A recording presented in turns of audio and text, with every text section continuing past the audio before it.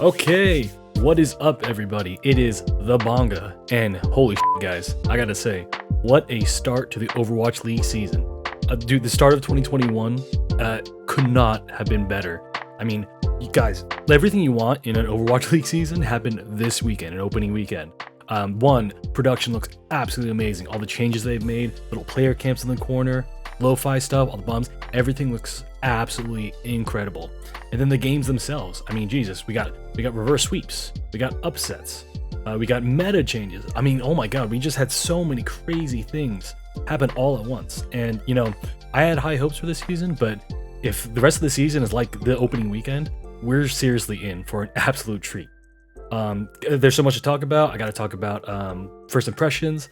We got to go through what I was wrong about the weekend, and I'll tell you this: I was wrong about a lot of predictions this weekend. I was kind of right, but especially in my pick'em board, did not do good this weekend. But let's get started, and there's so much to unpack. Let's do it. Let me start with this. Listen, I know this weekend's games were incredible.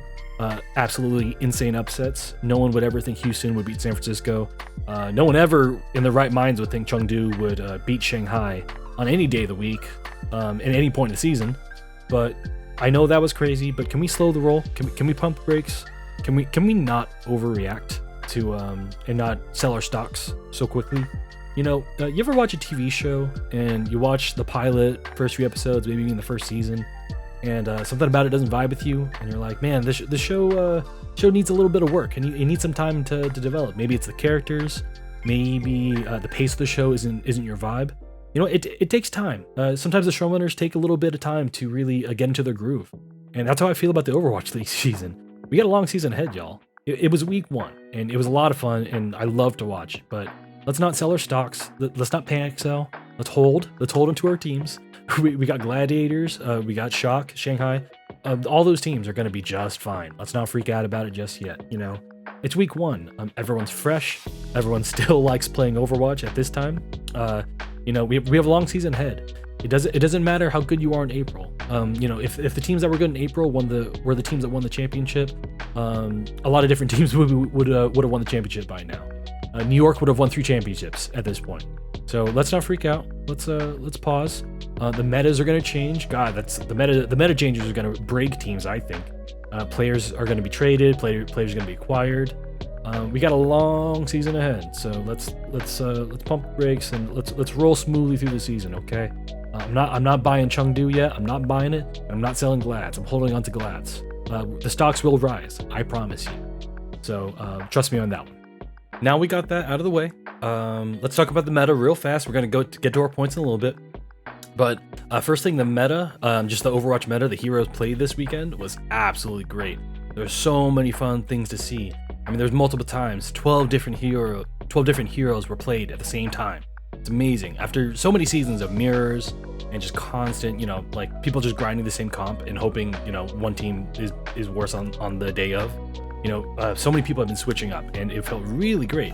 And that's beyond APAC to NA. Like even within NA and within APAC, teams are running different things, trying different things. I mean, even Bastion was played. It didn't take that long. You know, I like to see how long it takes for someone to play Bastion in an Overwatch League season, and it took 2 days.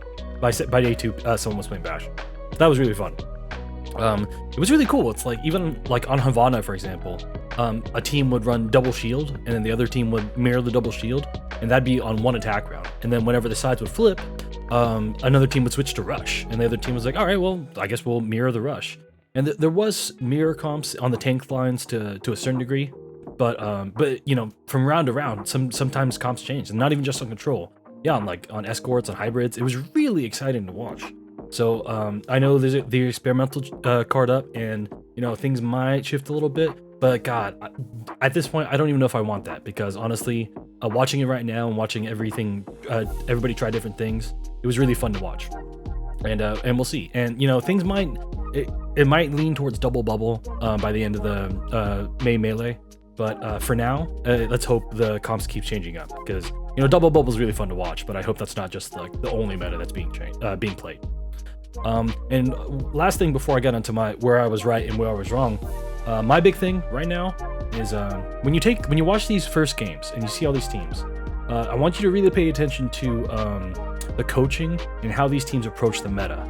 The teams that looked really disciplined, that's a good thing to see, and the teams that looked undisciplined really worried me. Atlanta really worries me. I'll talk about them in a little bit. But just for any of these teams, any teams that look undisciplined, like I thought Seoul looked relatively undisciplined, any teams that look undisciplined now, it's a bad sign because it's the first week. This is the one time in the season where you have, a month to really workshop the meta, take your time. You can build chemistry with your players. You have time in the off season to really develop your team synergy. And so honestly, if the time you should look best is week 1. Because that's when you have the most preparation time to be ready. And the teams that didn't look ready, that's a huge red flag to me. I think that's on their coaching staff personally. It could be a player thing, who knows? Jesus, Dallas looked pretty good, and they lost a player the week of opening week. They lost Exy. So, it's like, if you can't look good, if you can't prepare with 6 months of an off season, then I have little faith that you will be able to prepare when a meta changes between tournaments, and you have a month in the midst of games to get your team ready for every meta that happens. So take that into account, because teams that look really good, Chengdu, they may not be great going forward, but it looks like they were really prepared. Against Shanghai, it's like they just seem to know what to do better. So take that into account. We'll see as the meta develops. We'll see what teams can really keep up. Halftime adjustments was a big thing. That's why you saw a lot of reverse sweeps. Halftime adjustments were really smart by Toronto. Shock almost did it, but then Houston was able to make adjustments mid-game as well, so that was crazy. So first week preparedness is a big sign of discipline, and if you don't have discipline now, Lord help you later. Next, I want to talk about where I was right and where I was wrong. It's one of my favorite things to do every weekend. It's always really fun. My predictions were atrocious. I picked wrong on almost every match, and it was really brutal. And my score reflects that. I think I have 11 points right now, which is tough. But let's talk about what I predicted on Friday, and let's talk about what happened over the weekend and what came up.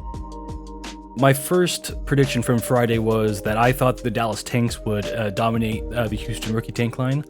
I was kind of right. This is going to be kind of a double-side Dallas and Houston talk here, but I was kind of right. Dallas, I kind of didn't underestimate the loss of Exy would be on the team. As evidenced by the meta this weekend, having a Hitscan player was super, super important. And that was really tough. So Dallas not having a true Hitscan player, Sparkle and Doha are both kind of flex DPS players. That means they had to play comfort picks, and they kind of had to play off meta, which was tough. And that being said, they looked really good. That being the case, I thought the Dallas Tanks played extremely well for the circumstances.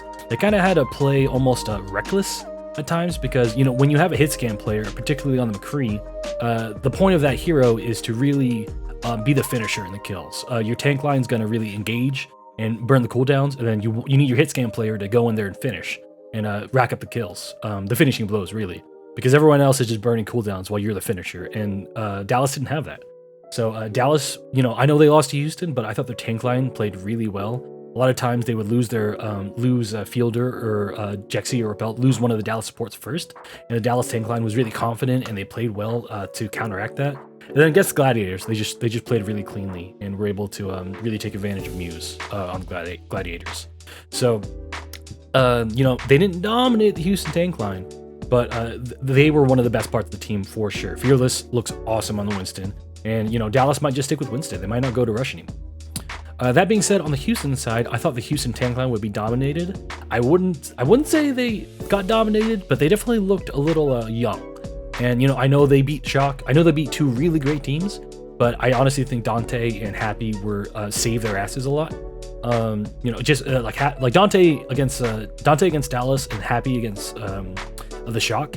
Those performances were absolutely insane, and I think they were able to cover for the Houston tank line a little bit. So it's really going to be interesting seeing the growth of the Houston tank line going forward, because very clearly they seem mechanically talented and they seem like they have the capability of keeping up with top tier teams. But it's going to take some time, and on this Volskaya game right here, Houston had the game winner. It didn't have to go to map 5, but Houston had the game winner. Piggy, they had 6 ults going in the last fight of Volskaya, or second to last fight, and Piggy he tried to shoot a Tracer with all cooldowns. And he tried to catch, I think it was Sparkle on Tracer, and he just whiffed it. Piggy just whiffed it, and that was the game winner. They had 6 ults, and they lost, and they eventually lost the map. So that was a big red flag for me, where I'm just like, it's a week 1 jitter, so I'll give them the benefit of a doubt. But Houston tank line definitely has some improvements to make. They're able to make big plays, but it's consistency that we need from tank lines, and we'll see if Houston can settle that in. So both Texas teams, really interesting tanks, and it's going to be very strong. Both of them are going to be really strong going forward. All right, next up, my second point that I said on Friday was that I thought that the Glads would win, at least against Shock. I thought Moth and Shu would play really well and be able to carry their main tank Muze.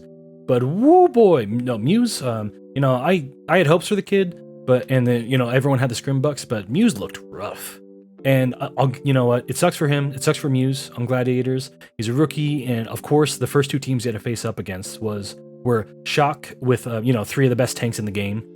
That was his opening game, so especially on that Eikevald game, that dude got rolled on Reinhardt, and man, you just felt bad for the kid. And then second game, he went up against Fearless and Hanbin. Hanbin, potential rookie of the year last year, really great off tank, and then Fearless has 2 years of the league. It was probably in the top 4 Winstons in the league. So Muze, he ran through the gauntlet. He really ran through the gauntlet. Came out the other side. I think he took a map off of both teams. So, you know what? That's an accomplishment. We'll give it to him. But Moth and Shu just couldn't play well enough to carry Muze. I also, speaking of Gladiators, I didn't love Kefster either. I didn't love Kefster. I felt like him and Muze didn't have a lot of synergy together. And I was really surprised Birdring. Really surprised that Birdring wasn't able to pop off very much. He didn't get to play a lot. Mir on a Mer game was playing Bastion, It felt odd because I always felt like Birdring's always been an incredible player. He just needed a team and coach to kind of manage his personality. And I'm surprised they didn't play him that much. I expect going forward, they're going to play a little less Mirror, and they're just going to really rely on Birdring's McCree. Because Hitscan-wise, he's absolutely great. But yeah, I think Muze ran through the gauntlet. He's a rookie. We'll give him the benefit of the doubt. And he's the only person on the team. He's only the only main tank on the team, and his off tank is in Korean, so I don't know if there was a language barrier, communication barrier coming through, so that might be a thing. Looking forward, a lot of the trends we've seen was you need your flex DPS to really be in sync with your main tank.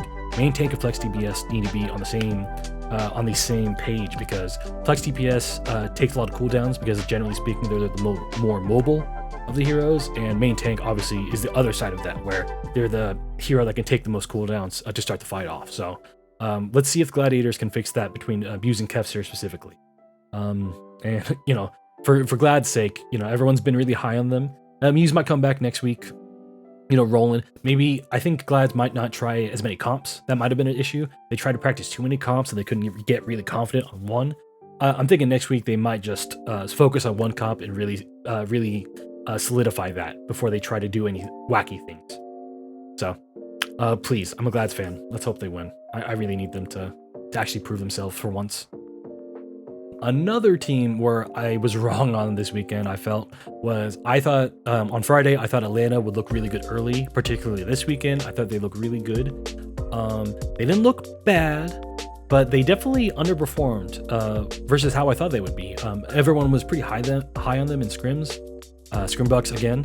But something about their preparation and just their team coaching, and just meta awareness really bothered me, and it really sucks. And I think that Gator all right, let me praise some people first.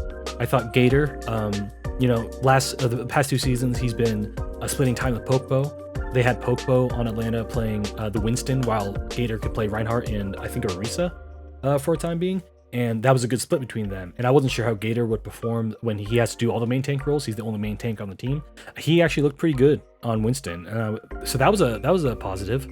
But just overall, it felt really funny that they looked good on map ones with Gator on the Winston. I thought they looked fairly good at it. And then they kept defaulting to the Reinhardt Rush comp. After a while, they just kind of like hard locked it for a time being. And Atlanta, I thought this would be a meta for them. I thought they'd be really good at the Reinhardt Rush. They very clearly tried to stick to it when the other teams weren't doing that they were facing. And something about that bothers me. I've in Twitter and Reddit, there's been criticism of the Atlanta coaching staff And with the preparedness, I said earlier in the segment that this is the week that you should look best, and you had so much time to prepare for these matches. Meta really hasn't shifted much in the past 2 months, so you would think it'd be ready to go, and Atlanta wasn't, and especially on the reverse sweep. Florida just looked really good, and OGE I thought had a really great game, but against Toronto, halftime adjustments or after 2 maps, you would think, oh, Atlanta just needs to close it. It doesn't take. You just have one map to win, and the halftime adjustments really bothered me. That Toronto was able to adjust. KDG, former Philly coach, who's now head coach Toronto, he made some great adjustments, and you could tell that Atlanta's pace was starting to, the rhythm was starting to get messed up by Toronto. Toronto made some really smart changes.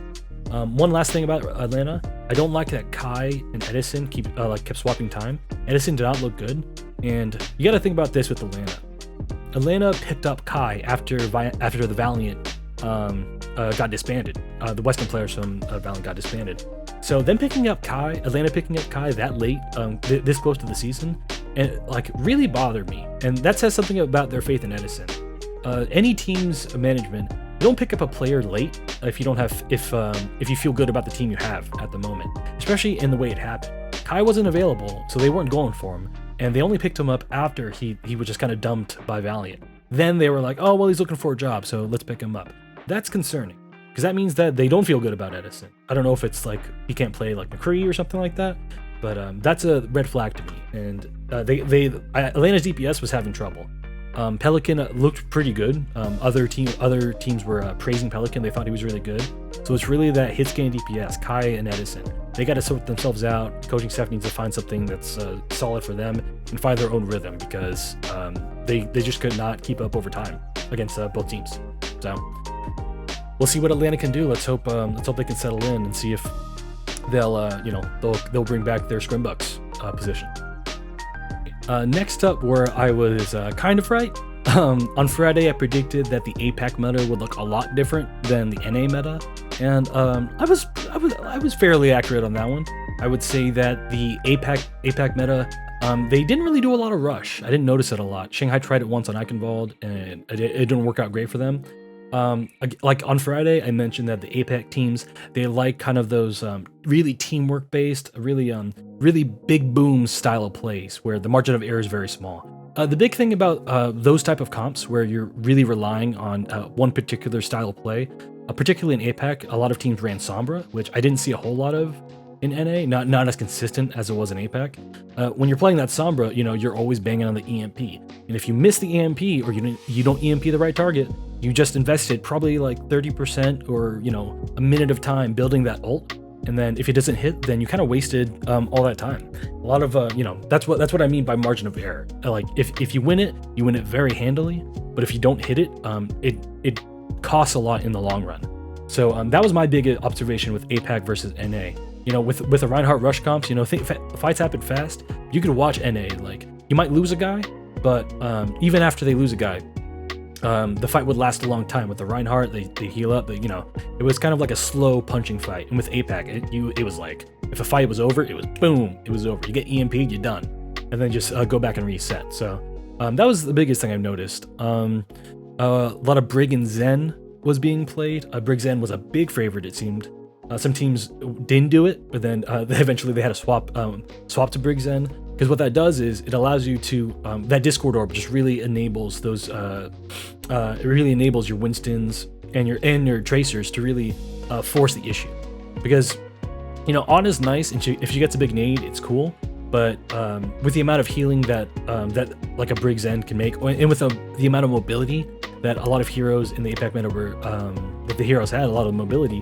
A lot of that kind of didn't allow Ana to really do a whole lot in the mid fight. So at that point, when the fights end so fast, particularly with EMP, at that point you just want raw damage and self-sustainability, because Brick and self-sustain in the Discord really helps. And Ana, if she doesn't hit the sleep and misses the nade or needs to use the nade to heal herself, at that point you're gonna lose if they can kill you faster, and that's just kind of how it works. So we'll see how the meta shifts. Let's see if that Sombra Brig Zen really stays put. Not a lot of Echo for APAC. I thought Echo would be played more often, but it really wasn't. It felt like more of the Sombra. Echo works. She's a really great sustain damage character, especially with the ult and the focus beam. So, but it seemed like that wasn't the play in APAC. So let's see next week if any teams try to change it up. I'd like to see if any teams really try to force rush. Because I felt like every map, everyone just kind of did Winston, focused on Winston, a double bubble, and a lot of D.Va too, especially on control maps. So, and NA, let's see. I'm not sure if NA is going to stay on double bubble or morph to double bubble, because double bubble, generally speaking, prefers the Ana. But, you know, maybe as we get closer to the tournament, maybe more teams will start playing that Brig Zen and start preparing to face off against what the APAC meta looks like. So my last point that I made on Friday was that I wasn't sure how Baptiste would perform in pro play after these experimental changes, if they go through. I wasn't sure how he would perform. But one thing I was surprised about this weekend was the amount of Baptiste that was played, which I felt like was way less than I thought it would be. I really thought that Rush would be a consistent meta all the way through, and it really wasn't. Obviously, maps like King's Row, you know, it's a good... like Rush is really good because it's a great Reinhardt map, obviously. But so many teams went with the Winston play that, you know, Bap doesn't really pair well with Winston.